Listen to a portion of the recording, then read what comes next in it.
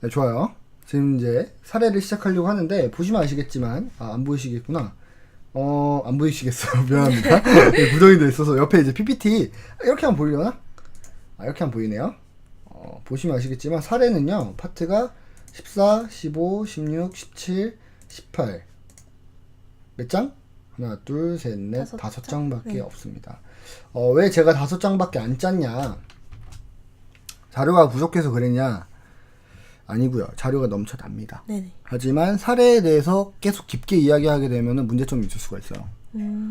어떤 문제점이 생길까요? 특히나 이런 사례에 대해서 이야기를 하자면. 계속 마음이 불편해져 가요. 그렇죠. 네. 그리고 동시에 산만해집니다. 많은 분들이 그거 알아? 나 그것도 봤어. 네네. 이제 지방 방송이 생겨요. 네. 지금 내 이야기에 집중을 해야 되는데 막 그 사람 것도 알아? 기억나? 옛날에 그랬잖아. 그리고 어떤 분들이 여기서 그래 나도 옛날에 그랬잖아. 본인들 이야기는 잘 아시겠지만 어쨌든 지금 이 사례를 가지고 제가 이야기하려고 하는 것은 그것이 아니기 때문에 네. 자 강의에서 목적이요. 사례가 쓰는 이유는요. 이해를 돕기 위한 겁니다. 맞죠? 네. 맞나요? 네. 맞아요. 사례는 이해를 돕기 위한 것이지 그 사례를 가지고 스토리텔링을 하는 것이 아니에요. 그러니까 저는 저 같은 경우도 스토리텔링 강의를 많이 했었습니다. 네. 근데 사례를 가지고 스토리텔링을 하게 되면 좋은 점이 뭐냐면요. 굉장히 재밌어요. 네. 그랬대요. 그거 아세요? 옛날에 했잖아요. 이렇게 해가지고 이렇게 했다는 거예요. 소름 끼치지 않아요? 그럼 사람들 집중을 하세요. 네. 근데 그러면 무슨 일이 생기냐면은 3,000% 빠지기 시작합니다. 네. 근데 그 사건은 뭐예요? 그거 어떻게 해야 되는 거예요?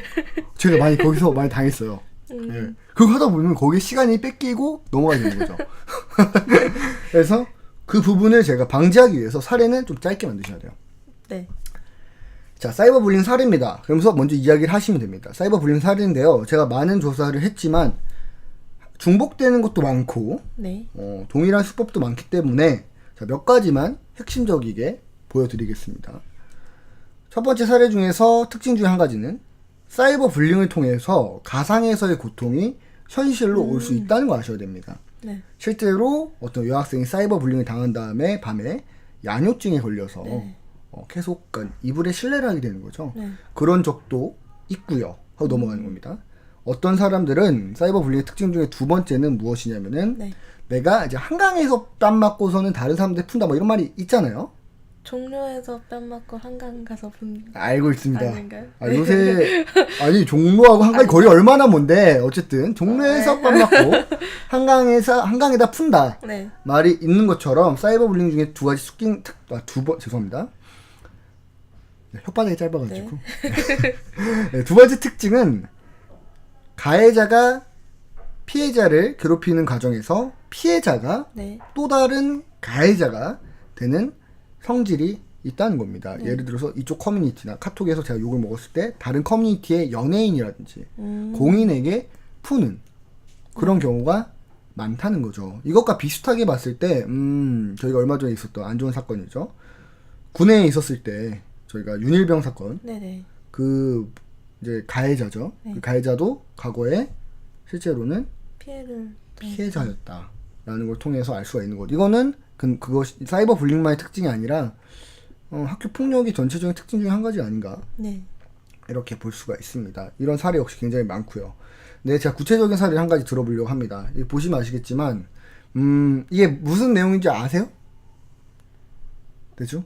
알 것 같아요. 네, 그래서 막 그냥 욕을 하는데 이것의 특징은 뭐냐면은 특징보다는 가장 큰 문제점은 뭐냐면은 이것은 초등학생들이 보낸 문자라는 겁니다. 근데 여기서 멈추는 것이 아니라 이 초등학생들은 이것이 범죄라고 생각을 한 것이 아니에요. 네네. 사이버 왕따 놀이로서 정의를 내릴 수가 있는데 네. 지금 보시면 아시겠지만 너 무슨 역할 맡고 있는 거 깜빡했냐? 라고 하죠. 왕따 역할이 정해진 겁니다. 그리고 놀고 아무런 있는 거군요. 그렇죠. 이유가 없이 역할 놀이를 하는 거예요. 얘들 입장에서는. 그래서 왕따를 시키는 겁니다. 아무런 이유 없이. 이것이 이제 사이버 불링의 특징이죠. 네. 저희가 실제로 학교 폭력 중에서는 역할을 정하지는 않잖아요. 그쵸. 사실. 네, 그런 문제가 생길 수가 있다라는 거 사례 한번 제가 보여드렸고요. 그 다음 사례는 무엇이냐면은 이것은 실제로 15세 여성 중학생이죠. 네. 지금 보시면 아시겠지만 이게 이제 카톡 감옥이나 사이버 감옥 이제 표현할 수가 있는데 8의 13회라고 써있는 거는 복사해서 붙여넣기를 한 것입니다. 이거 역시 신체적인 폭행과는 좀 다르죠. 그쵸. 그저 컨트롤 C, 컨트롤 V만 가지고 한 사람의 인성을 파괴할 수가 있다는 겁니다. 실제로 이것은 자살한 강양의 카톡에서 2분 동안 오간 2분 욕설입니다. 자살하기 직전 2분 동안. 자, 이 두 가지의 공통점은 뭔가요? 사이버 불링에 대해서 저는 좀 이 사례를 통해서 좀 이야기하고 싶은 것이 있습니다. 어떤 게 좀 있는 것 같아요? 일단 연령대가 어린 것 같아요. 그렇죠. 비교적. 연령대가 비교적 많이 어리죠. 네. 그리고 제가 봤을 때는 책임감이 많이 줄어듭니다. 네. 왜냐면은 보이지 않기 때문인 거죠. 음. 그리고 이것이 아까 전에 이야기했던 것처럼 직접적이지 않고 어떤 거죠? 그냥 간접적으로만. 간접적으로 하기 때문에 죄책감이나 책임감이 줄어들 수밖에 없고 그로 인해서 근데 그것과는 반대로 피해자 입장에서는 부담이 배가 될 수가 있다는 겁니다. 네. 예. 이 부분을 이제 사례를 통해서 살짝 이야기해 주시고 그다음에 사례에 대한 마지막 부분 중에서 저희가 이런 이야기를 좀 할 수가 있는데 청소년들의 극단적 선택에 대한 좀 여담을 네네. 할 수가 있습니다. 아까 전에 제가 OECD 이야기를 했었고요. 이거 역시 자료 역시 밑에 다 출처가 나와 있습니다. 그냥 보시면 돼요. 뭐 굳이 구체적으로 사례에 대해서 이야기할 수가 없는데 저희가 사이버 불링 중에서 위험한 점 중에 한 가지가 청소년들이 자살에 대해 긍정적인 인식을 갖고 있습니다. 맞죠? 근데 그것보다도 더 중요한 것이 무엇이냐면은 지금 오른쪽 상단에 보시면은 자살 관련 이야기 방식 보이시죠?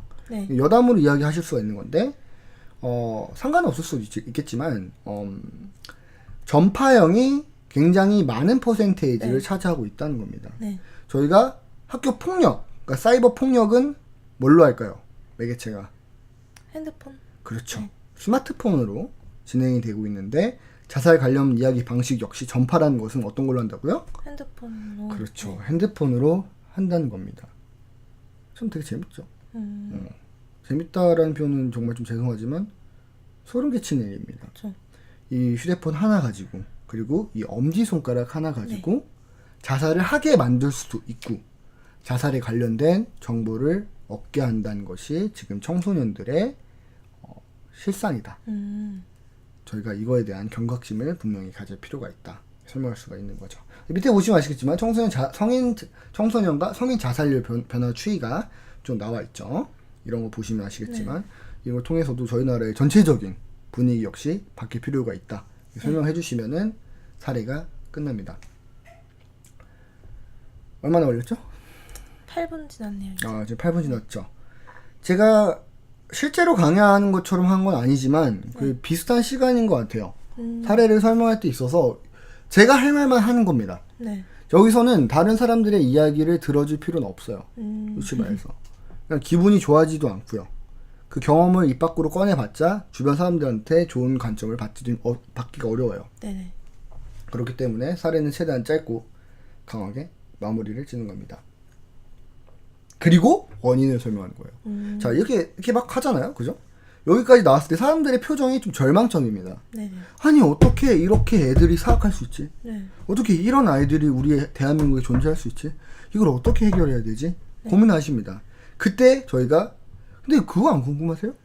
왜 이렇게 됐는지? 왜 이럴 수밖에 없는지를 아셔야 됩니다. 이건 누구 책임인지 전에 어떻게 해결할까? 어떤 처벌이 필요할까 전에 왜 이렇게 됐는지를 따져봐야 되는 거 아닌가요? 라고 좀 화를 내세요.